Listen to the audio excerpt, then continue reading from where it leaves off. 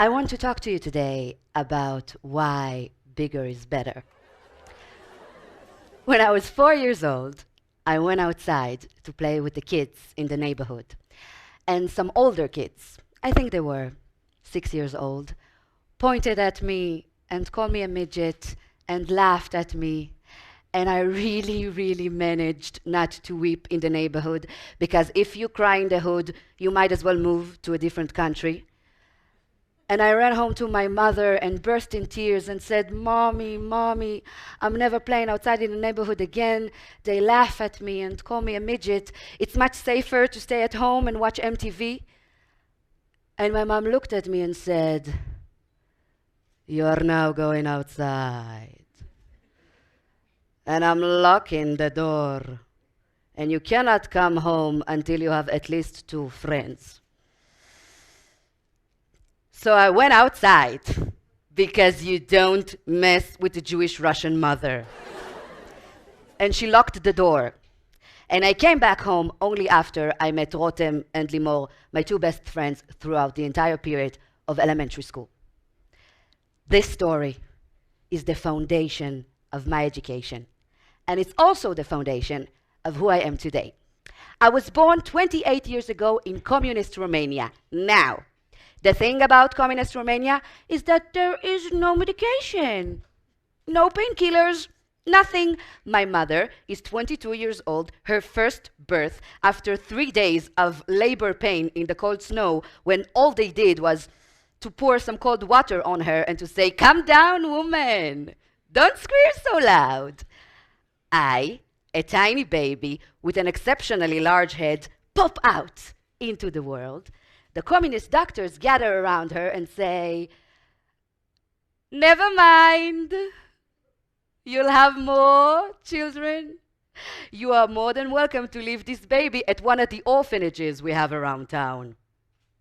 My mother, passed out from pain, asks them, "What does the child have?" And they tell her, "Listen, the baby has short legs, which implies that she most likely won't grow taller and will be crippled.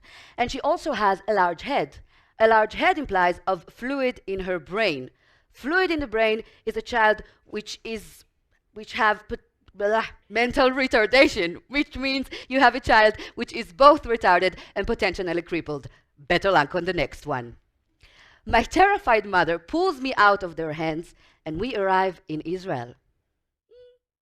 In Israel, the Israeli doctor simply said that the tiny child just has achondroplasia. So what do I actually have? A short biology lesson. Achondroplasia is a form of shortness. There are over 21,000 different forms. I lack a specific cartilage that exists in the arms and legs that is responsible of the lengthening of the limbs. My torso is normal. When I sit down, I am the same height as you. No need for a booster. And no, I don't have a heart the size of a peanut or a uterus the size of an ant. My internal organs are regular size. It's a rare phenomenon, not a genetic one, that occurs once in 21,000 births. By the way, the same missing cartilage that exists in the legs also exists in the nose. If you place your finger, your nose starts between your eyebrows. Mine begins between my eyes, which means that when you grow old, your nose will keep growing and growing, and mine won't. Mine will stay tiny forever. So they told my mother that the child is simply tiny. But my mother didn't forget the words that the Romanian doctor said, meaning the child won't walk, won't grow, will have a mental retardation, and it created a sort of an emotional detachment for my mother, a positive one. Not for one moment was she grieving over me. In her eyes, I was the most beautiful, smart, magnificent child that has existed on this planet, and this was said to me all day, every day. The first words I had to learn as a child, a baby, were, "Who is the most beautiful girl in the world?" I am. Who is the smartest? Me. This created narcissistic complexes later, along the way. She was so hysterical about the fact they told her I won't walk that she taught me to walk at the age of 8 months. They told her I won't be able to speak. I spoke fluently at the age of 1, Hebrew, Russian, and Romanian. It was like she was insane over it. When I was little, I was also smaller. So, for example, things like reaching the switch, climbing into my own bed, getting myself a snack from the fridge would take a certain effort. And anytime any one of my friends, neighbors, family would try to help me, give me a little push, assist the child, my mother would scream at them and say, "Don't touch the child, she needs to learn to manage on her own." Soviet. I started by saying that I wanted to talk to you today about why bigger is better. Well, I, ladies and gentlemen, have big dreams. I've always had. The first time I realized what I wanted to be was at the age of 11. We opened the newspaper and found children needed for Oliver Twist, a musical that will be produced in Tel Aviv. I went excited with my mother to the big city of Tel Aviv, and I stood in front of the director and did the first audition in my life. Not only did I get the part, but they announced that they will be writing a part especially for me. This musical made me take 4 trains, 2 cabs, and a bus every day, back and forth, alone to Tel Aviv for 2 years at the age of 11. And these 2 years were one of the most enjoyable, heartwarming, and meaningful periods in my life because I discovered in every single vein in my body that what I wanted to do from that point on was to stand on the stage and have a light on me and expose my soul in one way or another, which in my eyes is the essence of what it means to be an actor. When a girl discovers at such a young age what she wants to do, there are very few things that can divide her from it. Now, with all due respect, you are tiny. An actress, please, where will you act? Oh, how cute, you found a hobby. Great, now invest in school. But I didn't care. I wanted to go big. I wanted to be an actress. And once the light went off on Oliver Twist and the production was over, we, ladies and gentlemen, have entered into puberty. The best part about puberty is that it eventually ends. During puberty, I understood. I was different. I also realized that there will be boys who won't want to love me because of the way I look. So I started having what-if thoughts. What if I go to sleep and wake up in the morning as hot as a babe with a normal height? And I started thinking about the surgery. There is a very brutal surgery that exists since the Inquisition days. What do they actually do? Break your arms and legs, break. Add screws made of metal, iron screws, and I would have to lie handicapped for a year because my arms and legs are broken, and I need to turn the screws on myself. Turn, and stretch myself every day by 1 millimeter till at the end of that process, I'd add 8 inches to myself. Now, my lovely dear audience, my height is 48 inches. Another 8 inches are not the sort of thing that will bring peace to the Middle East. And also, what does it mean? What does it mean that a person is willing to break their arms and legs for 8 inches? What are those 8 inches? I don't know. At that time, I thought I was very unfortunate and abnormal. And I remember sitting with my girlfriends. There you are. Hello. My girlfriends who were at a regular height. And I would say to them, listen, I'm not happy about the way I look, and I'm in love, and he doesn't love me back, and I wish I looked like Britney Spears in the video. Oops, I did it again with the overall head to toe, cannot wear overalls. And during these meetings, something interesting happened.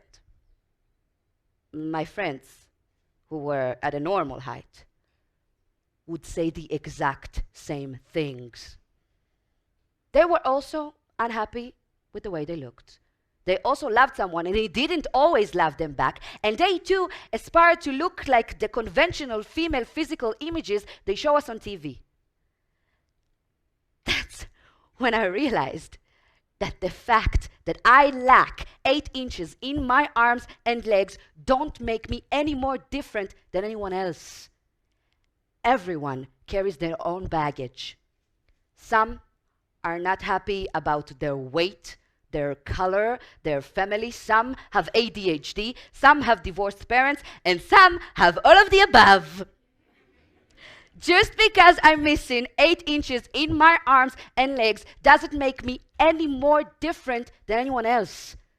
This realization, this feeling set me free. And slowly but surely, the sentences I heard from my mother about me being the most beautiful, the smartest girl in the world, began to sink in. And I started believing it, feeling it. And people began to respond to it. I realized that being pretty or sexy has nothing to do with looks, and most definitely not with height. It has to do with behavior, how you carry yourself in the world. Let's go back to this. In Israel, the next big thing after puberty is the army draft. It's a part of Israeli society, part of Israeli culture, and everyone does it. And it was clear to me that I will join the army as well and share my part. Although that in the depths of my heart, I just wanted to meet a hot soldier. They made it very clear at the recruiting office that people under a certain height and a certain weight, for that matter, cannot join the army, so I am more than welcome to turn around and go back home. What do you mean? I, who was willing to give my time, sacrifice my best years for the country and for the shidduch, for that matter, and they won't let me. Why? So when they don't let you in the front door, there is always the back door or a window. I volunteered to the IDF. I served 3 years, even though girls don't have to serve more than 2. First, as a soldier social worker, and later as a broadcaster at the military radio station, which is the most listened to station in the country. My military service made me rough. It taught me that nothing will come to me if I don't make it. At the age of 21, I finally realized I wanted to become an actress. I have to be an actress. And they told me, Batel, come on, you are older now. What will you live off? How will you make a living? Go study law, work at the post office. But I didn't care. I started by saying that bigger is better. And you all smiled or even laughed. But you know, I really believe that. Life has the potential of being big if we only make them so. Today, I'm an actress. And I play at the Camera Theater, which is the biggest theater in the country. I acted at movies and TV shows, and I travel around the country telling my story because I can't help it. If someone was to say, Batel, listen, we are giving you a pill. A pill, no surgery, painless. You swallow it, go to sleep, and wake up in the morning as hot as a babe, I would say no. Because if I were a regular height, I wouldn't be Batel. I am excited about life and about what is yet to come. So maybe you didn't have a Jewish Soviet mother like I did. But I invite you to believe as if you belong in this world. Because we all feel sometimes this world is too big for us to handle. I invite you to discover that your defect is probably what makes you effective, your strength, the secret of your magic, and to understand that nobody can tell you what you can or cannot do. Only you know what you're capable of. I believe bigger is better. I believe in big dreams, big ideas, big hopes. I believe in big love. I believe that no matter what shape or size you are, it's the shape of your dreams and the size of your courage to chase them that will determine how big your footprint here will be. So thank you, Mother, for teaching me all that. And thank you.